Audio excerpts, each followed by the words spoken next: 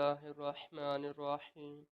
سیدنا انس بن مالک رضی اللہ عنہ سے مروی ہے کہ نبی کریم صلی اللہ علیہ وآلہ وسلم نے فرمایا، تین چیزیں میت کے پیچھے چلتی ہیں: اس کے اہل و عیال، اس کا مال اور اس کا عمل۔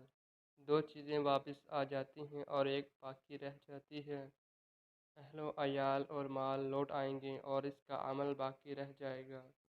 سیدنا ابو ہریرہ رضی اللہ عنہ سے یہ بھی روایت ہے، وہ کہتے ہیں میرے خلیل نے مجھے 3 امور کی نصیحت کی، میں ان کو موت تک نہیں چھوڑوں گا: سونے سے پہلے وتر ادا کرنا، ہر ماہ میں 3 دنوں کے روزے رکھنا اور جمعے کے دن غسل کرنا۔